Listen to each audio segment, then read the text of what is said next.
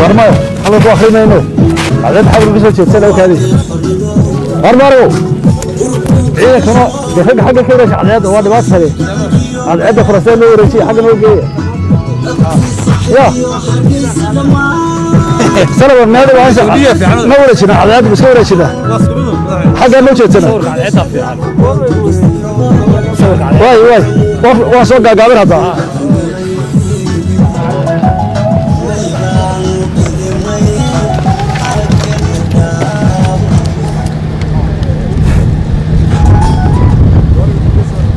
بسم الله الرحمن الرحيم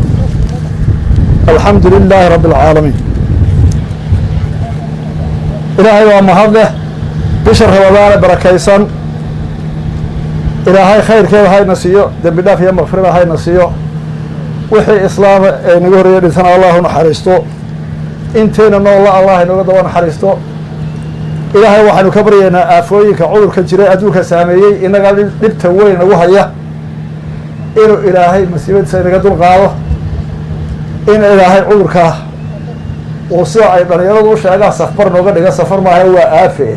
إن إلهي سفر نوغا إلهي نوفضي وحن إلهي كبريانا خير وطن إلهي وحن كم نقل براي وطن دعا كدب والله الله يرى ما أنت وبيشي مي وما أنت قرن الله وحن حنبر يودريا dhammaan shacbiga Somaliland meel uu joogaba guud iyo dibadba waxaan xambalyo u dirayaa dhammaan golayaasha qaranka ee Somaliland axsaabta qaranka ciidamada qalabka sida ay kala duwan dhammaantood meel ay joogaanba waxgaradka culimada baayac mushtarka rag iyo dumarba dadweynaha Somaliland iyo madax raqameedkooda dhammaantood waxaan ilaahay uga baryaa caafimaad qab iyo inaynu sanad guurada teeda kale ku gaadhno bashbash iyo barwaaqo 18 May waa maalintii aynu xaqiijinay qarannimada Somaliland waa maalintii inagoo isku duuban oo aan cidna inaga maqnayn oo gacmaha haysanna ku heshiinay inaynu qaranka dhisno shirkii magaalada Burco 1991 go-aankii ka soo baxay in aynu xorriyadeennii kala soo noqono aynu kala baxnay qarannimadeennii midowgii aynu ku hongownay iyo talada inaga ka soo goday dadkeena ee aan dibaddeena kaga iman heerka dowladnimada aynu ku gaadhnay walaalayaal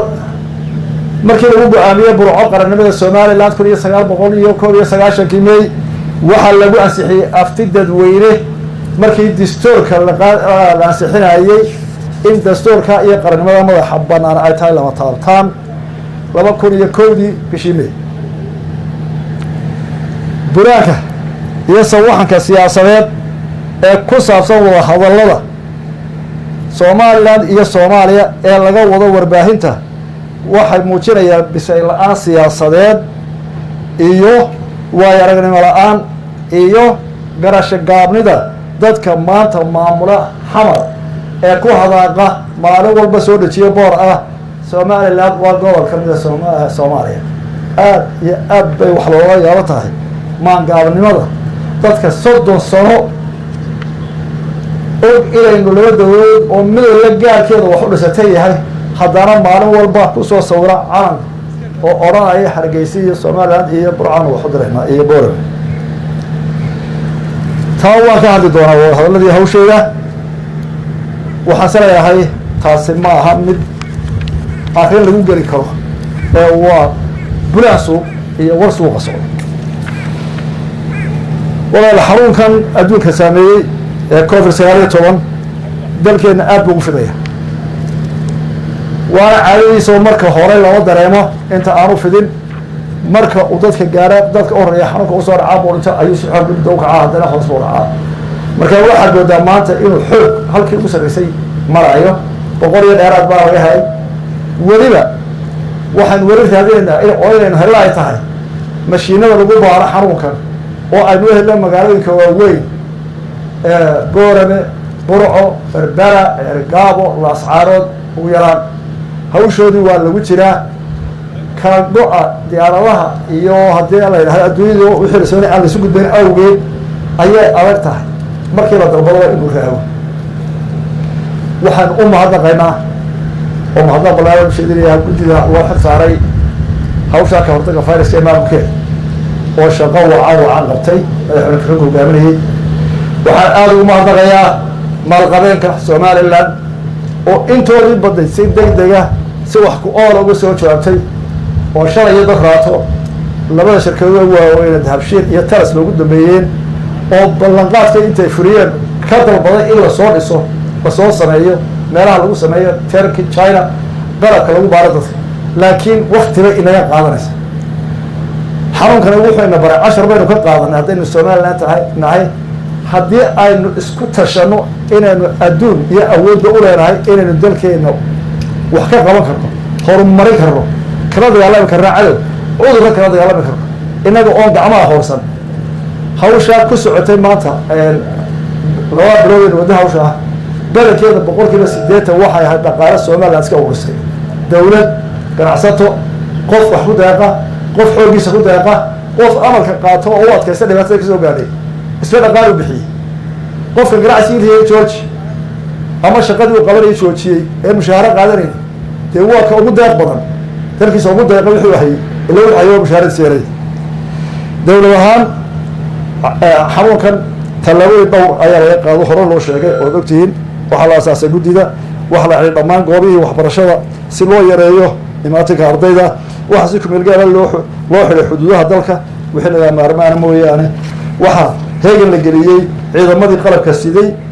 oo dhan meelay joogaanba si ay cadowgana uga diyaar garoobaan dalka haddii dhibaatadu sii balaartana wax uga qabtaan waxaa loo sameeyey goobo lagu kala tilmeeyay dhammaan socotada kasoo gelaysa xuduudada muddo 14 cishaha meel kastaa kasoo galeen waxaa hoos loo dhimay qiimaha cashuureed ee bisha ramadaan ee raashinka daruuriga ah 20%. dawladdu waxay abuurtay sanduuqa la dagaalanka COVID-19 oo ay ka codsatay dadkuna inuu soo taageero alxamdulilah maanta lacagta la hubay kusoo gaadhay waa ilaa 7 milyan iyo dheeraad dawladdu 1 milyan bay ku shubtay inta kale dadweynaha isugu geeyey waliba shirkadaha waaweyn maalqabeennada Soomaaliland dawladdu waxay abuurtay sanduuq la yidhaahdo miskiin kalkaal oo lagu urinayo qaaraan lagu taakuleeyo dadkeena baahan ee jilicsan ee qaadamadada gahayd ee suuqii laga xidhay kaana dawladdu qaaraankii horreeyay dhigtay 1 milyan buu ahaa ilaa 2 milyan oo kalena wax kusoo shubay maanta dadweynaha waana maqlayseen guddida ka hortaga oo daraata 650 qoys u qaybinaysay raashin oo ugu badan dadkii ay dhibaatadu gaaraysay dawladdu waxay fartay sanduuqa loogu talagalay in lagu taakuleeyo ganacsada yaryar ee uu saameeyey xanuunkan COVID-19 oo qorshaheedii iyadan lagu jiro waxa kale oo xukuumaddu ka soo iibisay beeraleyda labadii sano ee roobka wanaagsan daay wixii ay beereen ee kayd hayeen in laga soo iibiyo dawladdu ka soo iibiso oo lagu daro gargaar dadka la siinayo oo aan laga sugin qabadi laga keenay meel aynaan garanayo waqtiga imanayso wax kasta oo la dadaalay walaa xanuunku wuu sii fiday maalin walbana waxaad arkaynaa hebel oo dhintay waana aafo adduunka dhan maraysa waxaynu u baahan inaynu sii xoojino la dagaalankiisa oo ah inaynu qaadano awaamirta dhakhtarrada waxaynu u baahannahay inaynu ismaqallo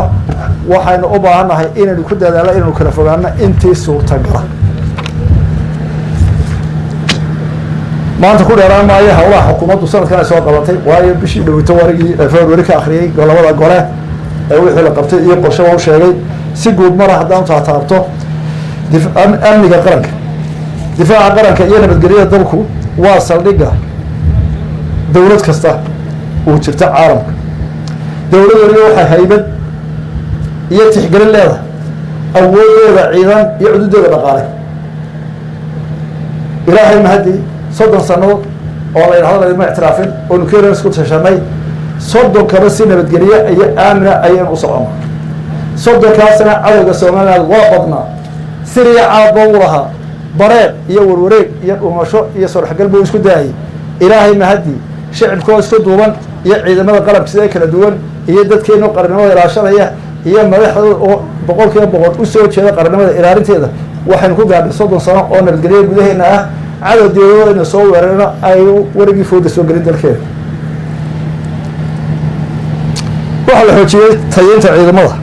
dhinaca qalabka tababarka moralka iyo cududooda oo markii ugu horeysay ee tababar leeyahay sarkaal dalkan gudihiisa lagu qabto oo ay ka soo baxayaan saraakiil ciidan oo ay ku jiraan hablo waxa ciidamada amniga guduhu waxay hoos u dhigeen boqolkiiba 9 dembiyada ka dhaca magaalooyinka waaweyn iyo dalka guud ahaan waxa iskaashi iyo amni laga sameeyay dalalka dariska ah si loo xakameeyo dembiyada xuduudaha ka gudba waxa la dhameystiray isbitaalka ciidamada qalabka sida oo furan hadda la bilaabay oo adeeg hufan oo caafimaadkii doona ciidamada adiga jamhuuriyadda Soomaaliya waa badan yahay hase yeeshee waxa uu muusgooyay shacbigiisa iyo ciidamadiisa isku duuban dhaqaalaha dalka hore uga hadlay waa badan yahay marka soo koobo dhaqaalaha dalku boqolkiiba 15 sanadkan kordhabay yahay waxa ilaa 10 waxa hoos u dhac badan ka imanaya cudurkan COVID-19 qorshihii dib miisaanada ugu sameyn lahaa ku talagalana waa lagu jiraa inta uu qaadanaya garan mayno heerka uu gaaro garan mayno waxay nagu qasaba inuu dib u eegno miisaaniyadeena iyo qorshayaasheena priority-goodii halkii koobaad markii hore ay noo ahaayeen 22 mashruuc oo ku kacaya lacag ku dhow 20 milyan oo xilliga hore la sii daayay ahay way hakadeen way wax loo leexday dhinaca cudurkan COVID-19 walaalayaal waxaanu guula gaadhnay waxaa dalka soo socday haddana cid waliba dhaliisheeda waa leedahay dhaliisha Soomaaliland ugu weyn ee dhaqaalaheena iyo nabadgelyadeena waa dhibtay waxa weeye isku dhaca deegaamaysan ee beelaha weedega deegaamada dhulkeenu waa laga badayay dadkeenu wuu yahay dhulkeenu wuu yahay haddana waxa dhacda maalin walba beela isugu dhaca dhul la isku qabsado oo ah beer iyo barkad iyo wax la mid waxa naga dhintay boqolaal qof laba sano u dambeeyay waxa ku burburay hanti badan dad badan baa ku barakacay haddaa dagaalada raadiso oo si walba u xadhood baadhana waxaan sagaar ka biirsan baan ee dadka ku leeyahay oo dadka ku barakacay oo dhaqaaleena ku burburin waxyaalaha dhaqaaleena culayska badan ku haya waxa kamid ah isku dhaca beeraha iyo hawlgaladooda labadii sanado u dambeeyay waxa la yaab leh inaga oo dal soo koraya oo horumar doonayo waxa inaga baxay dagaal beelado loo gurmanayo ee kolba barkad iyo beer iyo waxaan ka weyn la isku diraayo 9 milyan oo dollar 9 milyan oo dollar baa inaga baxay dhexdhexaadin iyo u gurmad iyo kala qabashada beeraha labada sano u dambeeyay imse iskuul bay noo dhisnahay caafimaad baynu u baahan biyaynu u baahan wax adiga waxa la isku diray garanaysa markuu dadku la laayo ee la barakaco ee la burbura la oranaya walaalayaal ka heshiin oo xaladala ka noqon maxaa isku dilay maxay waxaan soo jeedinayaa dhammaan waxgaradka media mutacalimiin sheekh shariif in dadka laga waanay dhulku waa ina deeqaayay inaan maalin walba ku dhammaan oo inaan isku gurman waxaan sagaar ka biirsan dacan baa la isku diray barkada ugu leexday waxaan ugu gudbayaa kaabayaasha dhaqaalaha waa qorshihu aynu hore u soconay aynu ku soconay oo wax laga bedeli doono sanadkan waxa u badnaa in ceelal badan la qodo in shirka dayactirkooda la badiyo laba taabo wadadii burco iyo ceero gaaba iyo dawaaseedii ta kooridoorka oo ay dhisayeen qolada carabta iyo qolada ingiriiska oo iyagu naga caawiyay inta leexashada ah iyagana maynaan taaban laakiin qorshayaashii wadooyinka wax badan waxa hakin doona ama wax ka bedeli doona xanuunkan COVID-19 waxbarashada iyo caafimaadka oo labada ugu muhiimsan labadaba waxa ku dhacay culays miisaaniyadooda horumarineed ee macallin lahayd ee dugsi dhis lahayd waxa ku dhacday labadaba culays fara badan oo keenay cudurkan dhammaan xooggeena arrimaha bulshada waxay u leexayaan xooggoodii in lagu caawiyo wasaaradda caafimaadka oo ku jirta dagaal ay arrintu baaxad u leeyahay iskuuladii waa la xidhay cudurkana xidhay macallimiin badan oo private ahaa oo shaqada mushaarkooda ku ekaa inay ardayda waxa laga qaado ku socdaan waa xidhmay waa cusay kaloo soo kordhay oo iyadana dib u eegid miisaaniyada ay ugu jirayeen sidii loo xalin lahaa garsoorka waxaa soo dhibaatooyin jireen garsoorkeenna ilaahay mahadi labadii sano u dambeeyey markii la tiriyey kiisaskii soo galay 85% ayay maxkamaddu go'aan ka gaareen welina caloosha waa jirtaa maxkamadu way dheer yihiin maxkamadaha dheer waxa ugu wacan dadka oo marka la weydiinayo marka dacwadda laga galayo iyagu soo qaldaya oo korba marka go-aan la gaaraba wax cusub ka dooranaya gaar ahaan kuwa dhaxalka oo kale oo dhammaantood ku adkaaday ma aha inta badan dhaliishu ka timaada garsoorayaasha garsoor waxaan karaa waa bini aadmi laakiin dadaal qeyr caadi muujiyeen waxaa la sameeyey maxkamadda wareegta oo fudaydisay 60% dembiyadii laga soo qaadi jiray gobolada iyo degmooyinka ee la keeni jiray caasimadda maxkamadda ayaa 24 degmo ayay maxkamadda ka furayeen gobolada maxkamadda wareegtaana goor degmo kasta way tagtaa iyadoo awoodda ilaa iyo maxkamadda gobol ah marada ku xafaad xataa raacaan dowlad ahaan laba sano u dambeeyey waxaa kor loo qaaday dakhliga ama mushaharka xaakimiinta iyo shaqaalahooda 50%. qorshahana waynu sii karnaa waayo qofka xaakimka ah wuxuu bahay daryeel badan tixgelin sharaf iyo amnigiisa in la xoojiyo taasaynu waddada helnaa insha allah oo aynu gaari doono waxaa soo dhac balaan ku yimid dacwadihii dhulka sababtoo ah dalka oo dhibaatadiisii arkay iyo maxkamadaha oo inta badan lagu xaliyo si suluxa iyagoo iska kaashanayaan dadweynaha ciidamada amniga maxkamadaha iyo culimada waxaan u rajeynayaa dhibaatada dhulka hoos u sii dhacdo oo aynu hoos u dejino waxaanu sheegnay howlaha ay qabtaan garsoorku waxay kor u qaadeen dakhligii ay soo xeray jireen ilaa 5% waayo markay dacwaday qaadaan baa waxa la socda kharashka dacwada beesha caalamka iyo dalalka ay dariska nahay Soomaaliland waxay sii xoojinaysaa xiriirka wanaagsan ee ay la leedahay dowladda ay jaarka yihiin iyo kuwa kale ee caalamka oo dhan xiriirkaasi waxa uu mar kasta ku salaysan yahay wax wada qabsi nabad jaar wanaag isqadarin iyo ka faa'iideysiga fursadaha dhaqaale iyo ganacsi ee la wadaagi karo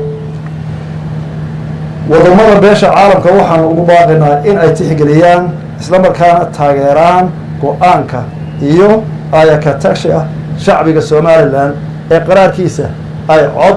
afti iyo tala iyo dowlad dhismo ku muujiyeen gargaarka caalamiga ah waxaan soo dhaweynaynaa gargaar kasta iyo deeq kasta oo beesha caalamka ku caawinayso Somaliland balse marna aqbali mayno gargaar deeq qaaraan dhaqaale iyo hawl soo marta muqdisho iyo Soomaaliya waa ku celinaya cid kastoo nala soo xiriiraysa ama taageero ama talo ama dhaqaale waxaan u sheegaynaa Soomaaliya inaanu 60kii midownay 30 sano dagaal iyo rafaad ku wada jiray 30 sano kala maqnayn waxba aaniga dhaxan meel ka dhac ay tahay aan qaban karin in la yiraahdo hawshaas xamar ku xidho idinkii xamar ka heshiiya ma ka heshiin xamar cali waa aragnaa waa dowladda qura qaranimada Soomaaliland diidan ee ka baraysan ninka qaranimada iyo diidan col baan saa darteed hay-adaha sibcada qurba ka dhaxaysa dowladaha waxaan u sheegaynaa annaga Somaliland oo dal gaar u taagan oo danta dhisanahay cidii la xisaab oo wanaagsan tahay laakiin ma qaadan karno dafna oo aragnaa xamar baa waxay ka dhaxayaan ka heshiis oo hawlaha Soomaaliya Somaliland iyo go-aanka shacbiga Jamhuuriyadda Somaliland uu yahay madax banaanideedu muqaddas lama taabtaan ah sida dastuurku cadaynayo haddana casrigan aynu maanta joogno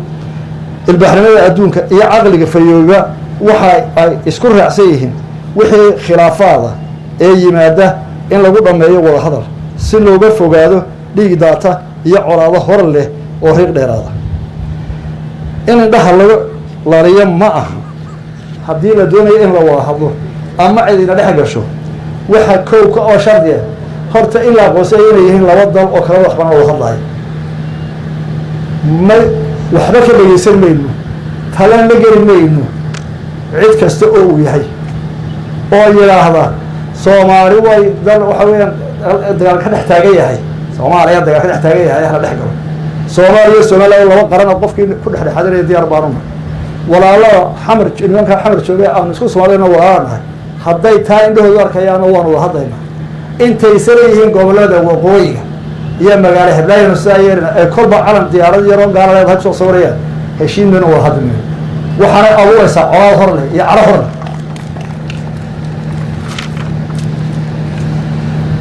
soddonki sano ee Somaliland iyo Soomaaliya ku mideysnaayeen dawladdii Somali Republic waxay dawladda 1960 ilaa 1990 oo salaamba aan garanayo oo aad waxa uu qortay nation oo ku saxiix jiray mustaqbalada annagu ardayda akhri jiray oo uu og yahay xogaan yahay wixii ka jiray iyo tii ka dambeysay ee 1960 ee la baxday Somali Democratic Republic ee 1990 isku dar labada soddonkaas sano waxay soddon sano inaga dhexdeena dagaal ka socday oo waxa hoos loo diro iyo waxa bareer loo diro iyo wax mudaharaad ku dhinta ay noqon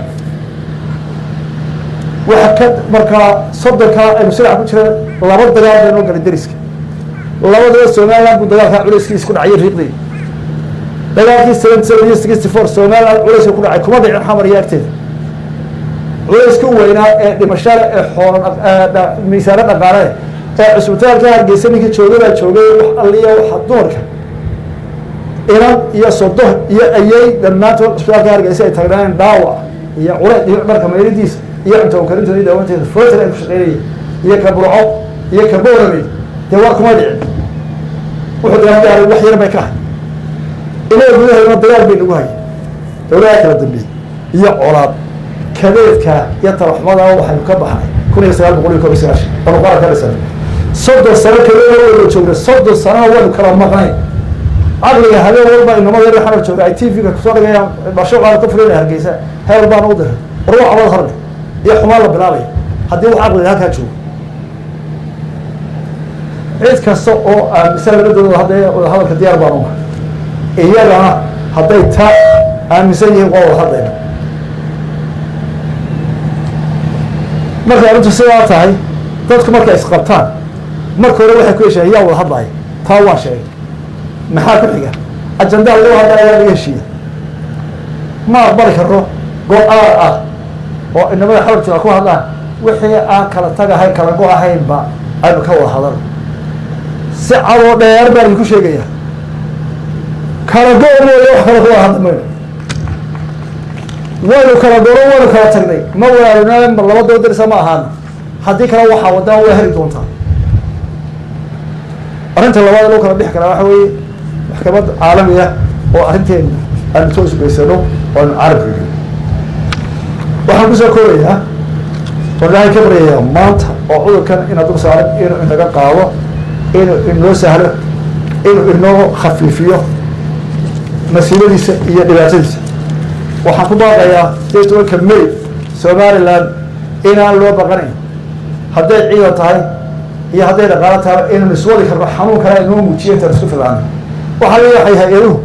looranaya waxa la soo marinayaa Brussels waxa la soo marinayaa Nairobi waxa la keenayaa kan afarteena maalqabeen iyo dawladda iyo shicibkeena isku tashada oo qabtay oo maanta aan ku soconnaa hadday si adkaatana wadi doonta kalsoonidaas aan ku qabanayso Soomaaliya soo waxaan dadka ugu bushaaraynayaa in ay dowlahay guush oo huwa dheerayn qarannimadeena iyo xorriyaddeena iyo madaxbannaanideena waa dowlahay ha loo dhabar adeego in ka badan baynu ka soo gudubnay maalan ka horreeyna ma joogno inamada xawar joogana fariintaas aan dirayaa wassalaamu calaykum waraxmatullaahi wabarakaatuh الله كله عدد بكتير ليش عندك سوي شيء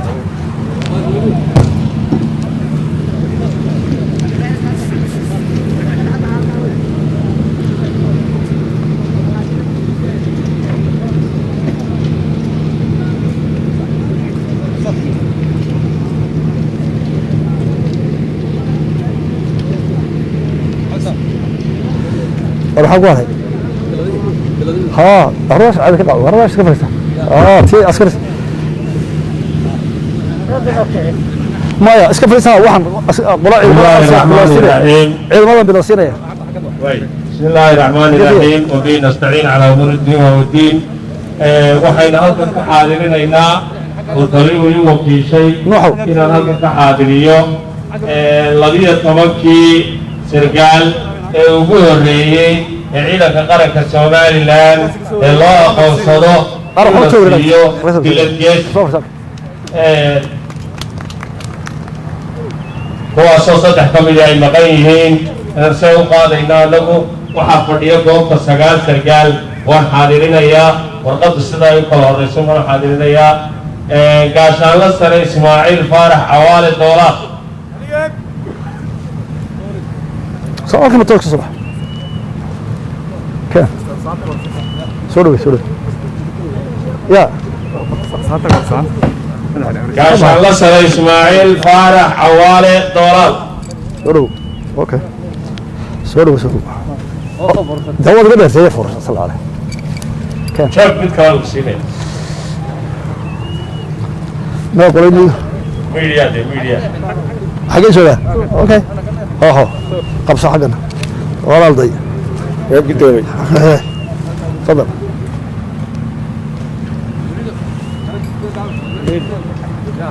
gaardi ku soco حكومة gaashaanla sare axmed hure xaariye هذا هرها الري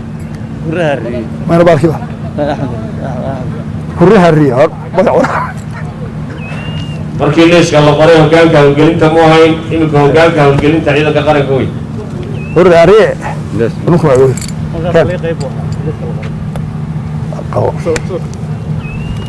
اهلا وسهلا salaad sawirka sawir تفضل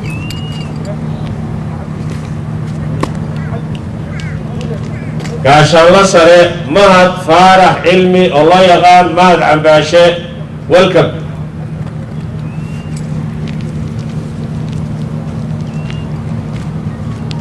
اسكورها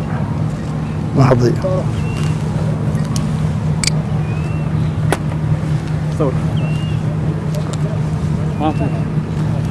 كان قاعد gaashaanla sare cabdilaahi suufi axmed abaanduulaha aagga bariga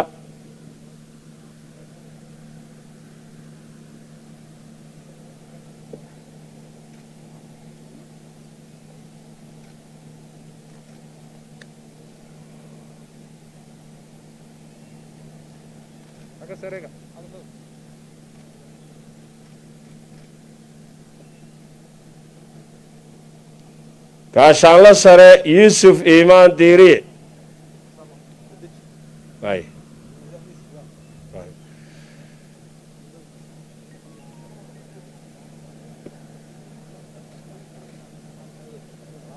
gaashaanla dhexe kayd cismaan maxamed soo diyaar garow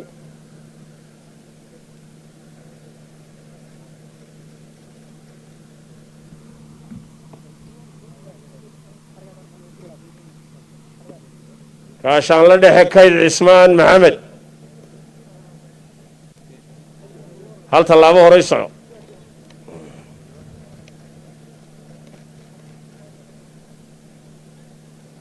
sawirka gaashaanla dhexe ibraahim cali sabir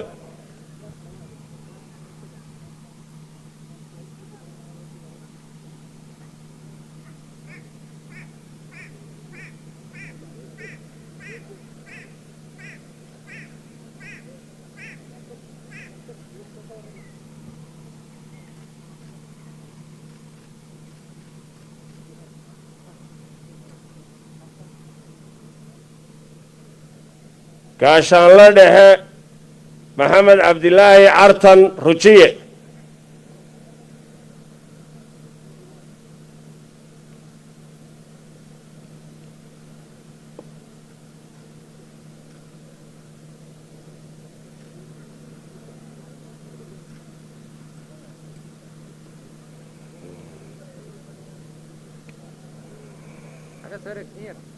soo jeediis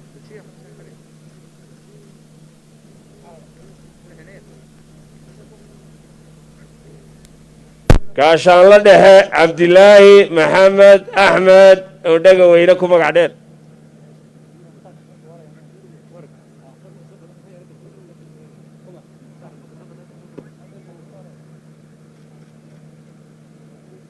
background buu noqonaya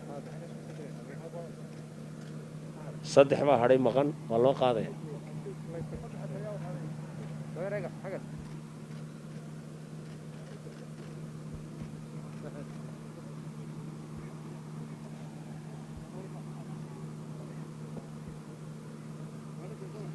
waxaa maqan oon goobta fadhiin shaqo awgeed looga maarmi waayey sarreeye guuto cali bare xuseen jenaraalka taliyaha aagga bariga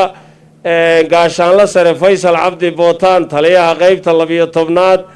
gaashaanlo sare cabdilaahi ibraahim xasan oo ah taliyaha guutooyinka madaxa bannaan oo fadhigiisu yahay iminka yube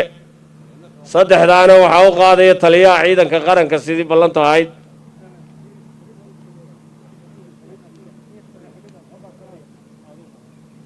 أنا قاعد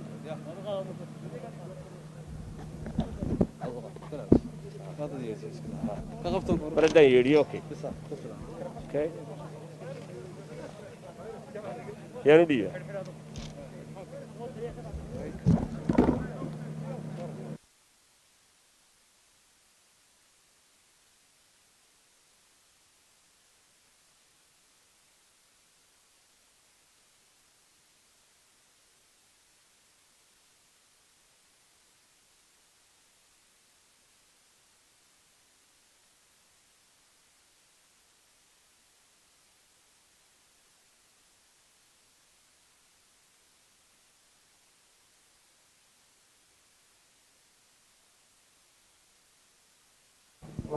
hawshoodii qorshahoodii iyo nabadii soo sameeyay biladaha in la sameeyaa waqti badan bay qaataa inagu ma samayno dibadahan u diraa markaa iyagana booliiska ciidamada kale kala duwan qolo walba biladaha ay hawshoodu leedahay waa u soo socda ma ay qodan ciidamada qaranka una hoog loo horde soo maaha adigu dee taliya kolka hore qoladana ahayd imikana xaggana tahay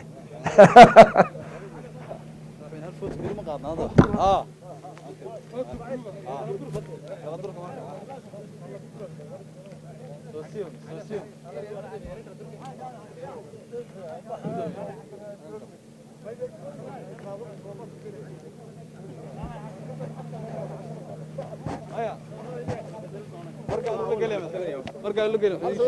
sawir baa la gelay ii jooga xagga dambe ii jooga taliya gal sawirka walaal xagga dambe ii jooga war sawir wada galeynaa ii jooga xagga dambe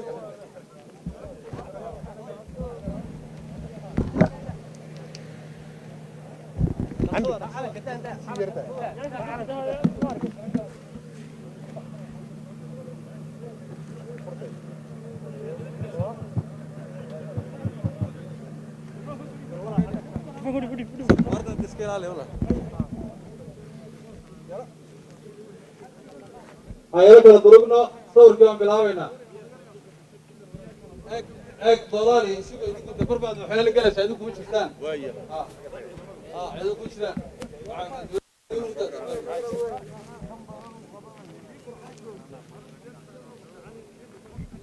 sawirkan galaynaa sawirkan galaynaa